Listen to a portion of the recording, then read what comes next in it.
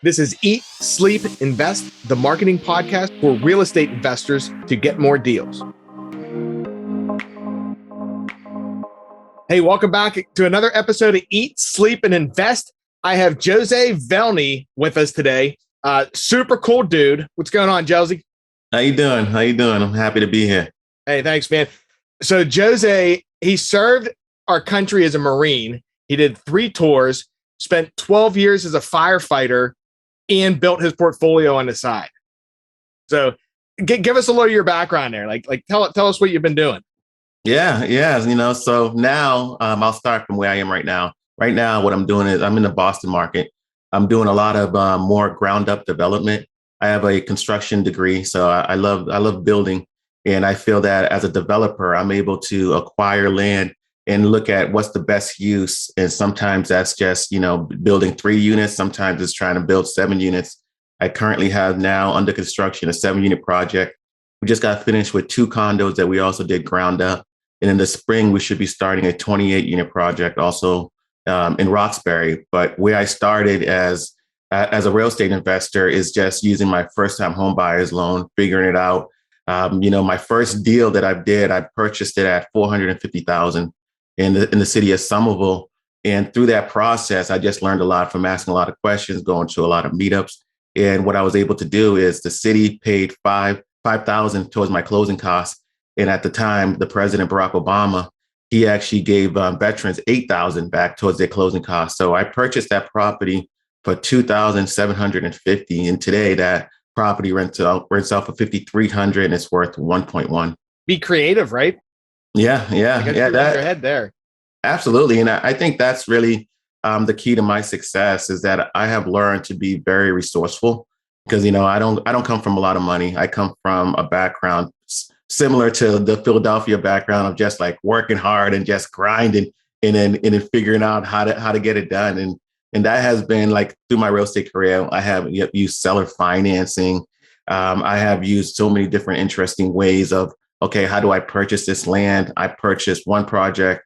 I purchased a 2-family and it has a plot of land that I can build 3 more units where everybody was looking at it as just the 2-family. So I found value there. I feel like as real estate investors, you either have to find a great deal or you have to make a great deal. And sometimes it's just easier to make a great deal. Yeah, you know what, too, because that's interesting because like me, if I look at a property, I'm looking at, okay, I buy for rental. So I'm looking, okay, can I fix it up? Do the numbers make sense? But you're able to take a different look on it too. You're like, okay, do the numbers make sense for rental? If not, since you're in a development too, it's like, okay, what can we turn this into? Or does it have extra land that we can build on it or different things like that, right?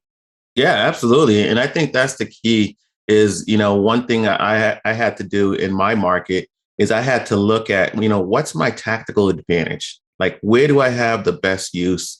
And, Boston's an old city and we have a lot of old money. There's a lot of people that can purchase property, pretty much anything that is in Boston is worth over $1 million at this point.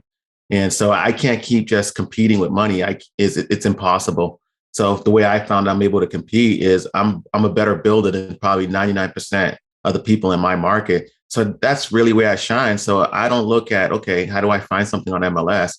I look at how do I get direct to seller? How do I explain to them, okay, this is what I would like to build? I have one project now is technically we don't own the land and we have it under contract. And we're going to go through zoning. We're going to get the property rezoned. Right now, it's just a piece of land. And I said, okay, if I can build 5 units, I'll give you $550. If I can build 4 units, I'm going to give you $450. And if I can build 3 units, I'm going to give you $350. And from there, technically, like until the end, until we get that contract, until we get the zoning through, we don't know what we can build. We don't know what we can buy. But I don't have a carrying cost. That's huge. Yeah, that is too. That's creative too, because whenever you're trying to get it to, it's like, okay, you're creating a win-win for them too, and yourself. It's like, okay, if we can build 5, you're going to get rewarded more for that. It all depends. It's out of our hands. We got to see what it gets zoned at, right? Yeah, absolutely. And that's always my target. Win-win. As you know, I only invest within a 6-mile radius. So more than often, at the supermarket, I'm probably going to bump into somebody I sold something to, or I'm purchasing something to. And, if you don't have win-win situation, it makes it tough to go to the supermarket. So yeah, I hear you. So how long have you been investing? I've been investing since November of 2010. Okay, so that's about 11 years. How many rentals, how many properties do you have? Right now, we have 19 rentals, and we have no partners. So for every deal that I have grown, it has been my own money, no Nice. outside That's investors. solid. How many and your market's way different than come down here in Pittsburgh. Like our average property is like 250,000 maybe. So your average is like a million. So it's a big different spread on that side. Yeah, yeah, correct. And it hasn't always been that way. Like when I started off, everything was kind of like 500,000. But since in the last 10 years, the market has changed so much that everything's pretty much a million. Yeah, cool. So let's talk about so you have marine experience, like you served. Like how does all of that how did you transition? How's that training and knowledge and everything relate to like how you run things and how you're doing today? Oh man, that's tremendous advantage that I have through my combat on 3 combat tours, two in Iraq, and just being able to be in country and always looking for the enemy, and you learn to read people. Body language is huge. If I walk into a meeting with somebody, a seller, I know how they feel. I understand what they're looking for, and I always look to get win-win situations. I remember going to one training, Marine Combat Hunter course, and that's exactly what they taught us. Because prior to that, my whole Marine Corps career, it was like, okay, how do you shoot a rifle? How do you do martial arts? And it was about attack, attack, attack. And then with this training, it was more about like understanding people, understanding how to read body language. Because at the end of the day, if you're the most successful warrior is the one that doesn't have to go to war. So if I can sit down with a tribal leader and we can prevent war of losing guys on both sides, we have accomplished a better mission, and I feel that's the same way when I approach sellers. I'm trying to find win-win situations that everybody can walk away from the table happy, and they're happy with what they got. What's your average like? So when you're buying properties, what's your average type of seller? They like distressed trying to get rid of them, or what are you dealing with there? A little bit of both. Sometimes they're distressed. Sometimes they're not. I have sellers that they just want to sell just because they're looking to move to a different area. I have one seller that I'm currently working with right now. He had somebody passed away in the family, and he's like, you know what, this place reminds me of that person, so I no longer want this property. So it's a combination of everything. I had one seller that was going through a divorce, but that deal was through MLS. But in that situation, it makes it a little tougher because now you have two people that you're dealing with. Two people, actually, really three people, because you have the two people, the woman and the husband, and then you also have the agent. So I'm dealing with three people and trying to make all three happy to figure out how to make that transaction go through. Down here, like when I'm dealing with people, a lot of times you have to cut through the BS to even get to their issues. Like what do you see in there? Like, how do you deal with that kind of stuff? Like find out they're normal people like, hey, I want to sell, and they got their guard up. Yeah, You know what yeah. I mean, like most people won't tell you their real reasons, things like that. Yeah, you just kind of really it all starts honestly with like I have a carrot site, as you know, and it's all about building credibility, right? So what I have found that I've been using now for me is that most people that I'm selling to or buying from, they usually go on my website and they're reading about me and they understand who I am. I'm building a lot of credibility.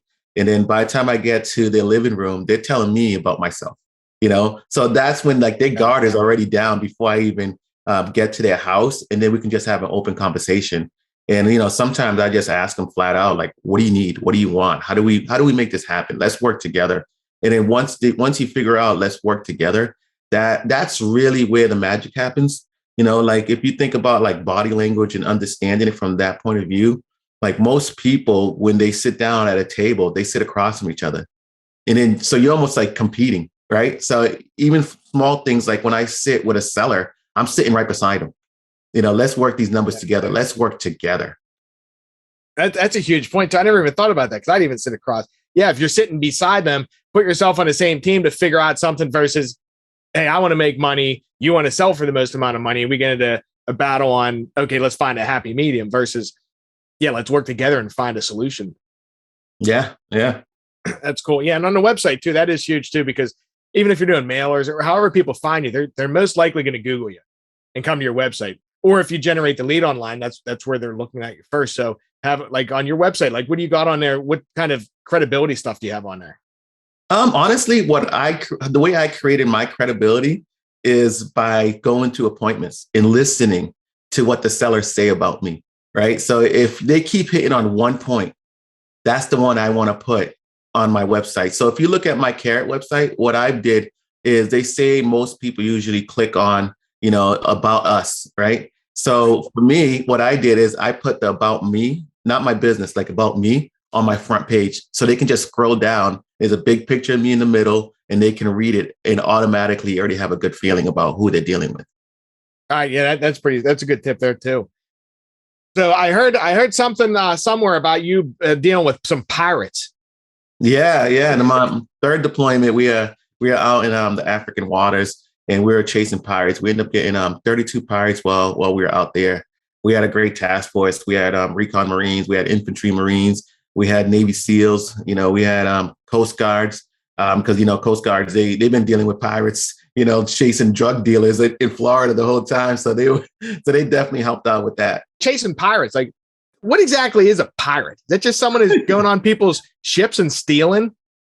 Yeah, pretty much. But except it's they actually stealing the whole ship, right? So okay.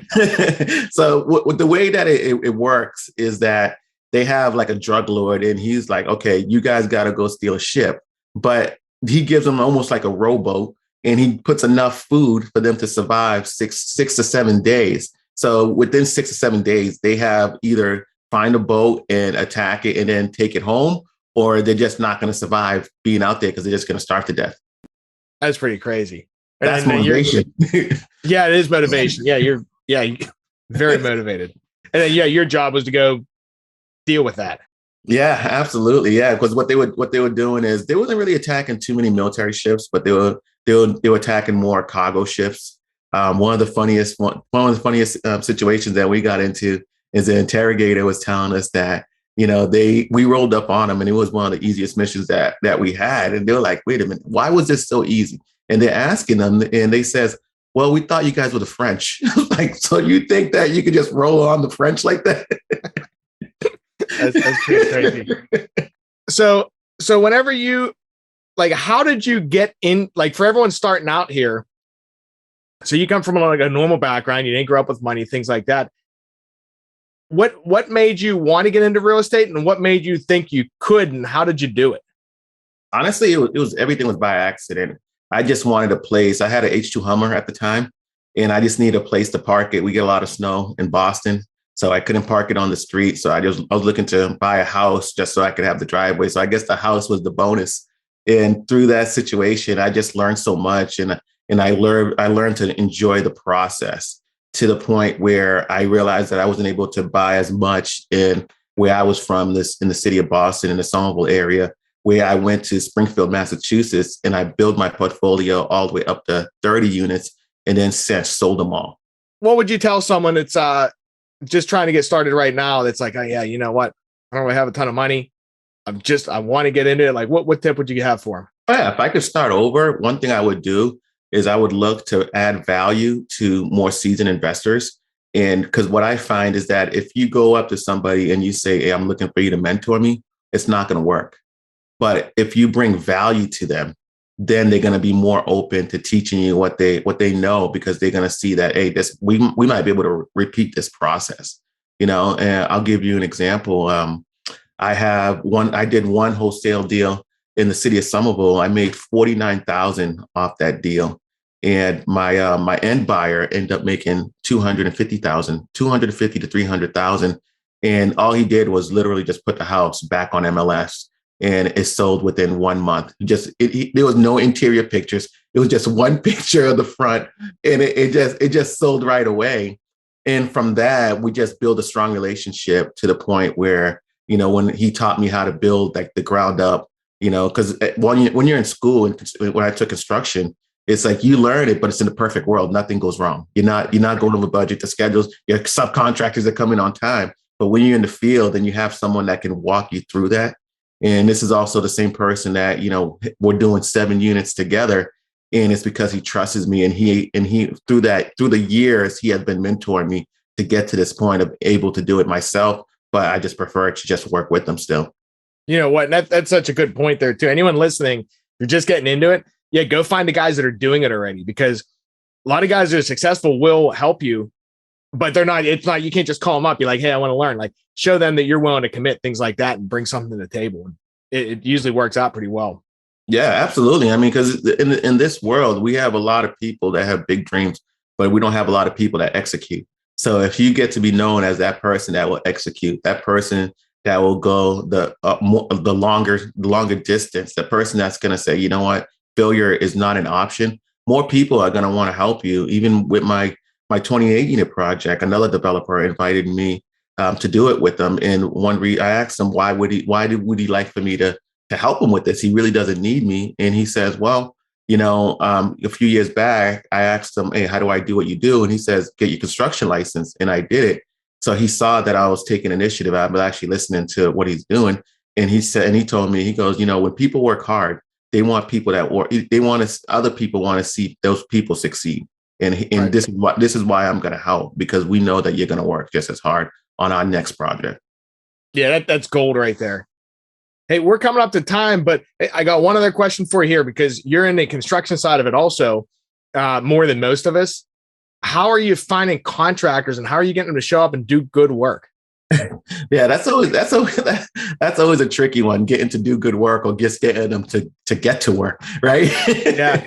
Yeah, that's always a challenge. But honestly, the way I have done it is just working, like I said, when you have a mentor and you're working on projects with them, their subcontractors become your subcontractors, because most of the time they already had subcontractors for, let's say, 3 years to 10 years, if not more. So they already know that those people are trusted, right? But that's one side of the answer. The other side of the answer is also always building up your contact list, right? I have an Excel spreadsheet that I'm always putting on more contractors. Okay, how do I vet this person? Who else has ever used this person? Is this a good referral?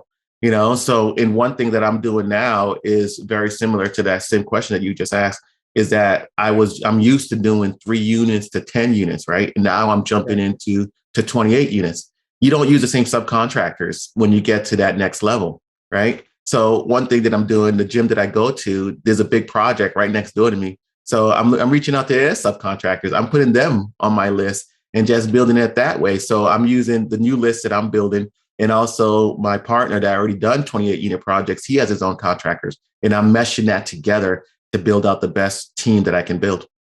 Okay. Yeah, I like the hustle there too, going grabbing the guys next door. Yeah, absolutely. I mean, if you have when you get up to that many units, most of the time you're going to get more professional, right? It's not going to be as cheap, but you're going to get more professional subcontractor. So they're usually pretty good. And then you just got to just do your research on them, go on their websites. You got to talk to them, see if you have a good feel for them. And, maybe let's say we do a project, we use 80% of the contractors that we already had and 20% of new contractors just to get a feel for them. Because one thing that you don't want to do is, I don't know if you've ever read the book, because I believe it's called Who Took My Cheese? And it's talk about, like, you get used to one and then he's like, oh, I'm too busy, I can't help you. Now you're screwed.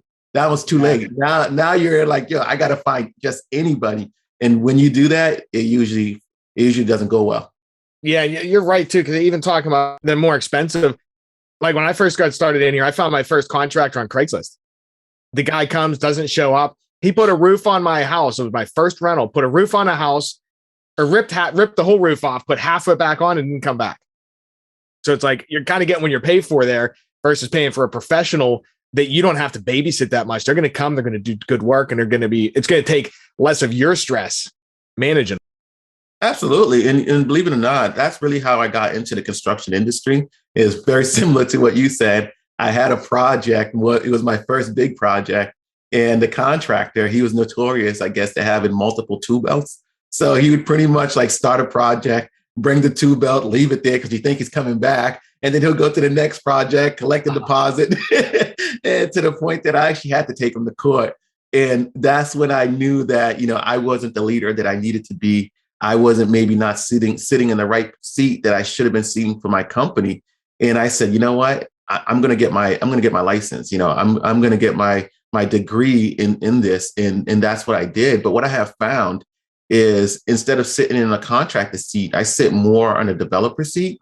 But because I have the construction background, the contractors, actually, we speak the same language. So it's actually easier. and I can also pull the permits. So if I have to let go of a subcontractor or a contractor, it's still my project. There's no delay. I can just move into his seat until I find somebody else to recover that seat, and then I go back to my development seat. That's cool, man. Hey, is there anything that I didn't ask you that you think I should have? No, I think I think that it's one thing that I want to just tell your audience is that you got to be willing to work hard. Like one thing that I noticed about you guys is that I was very intrigued with, and I'm like, man, I finally met somebody that works harder than me, because you and Chad definitely live, that ethos of working hard within real estate, so that's the one thing that a lot of people, you can't replace hard work. When people say, how do I get abs? Everybody knows how to get abs. You get on the treadmill, you do crunches, but just nobody want to do it, Right. So I think you can, no matter what, no matter how many tricks and tactics that people teach you, hard work will never get replaced.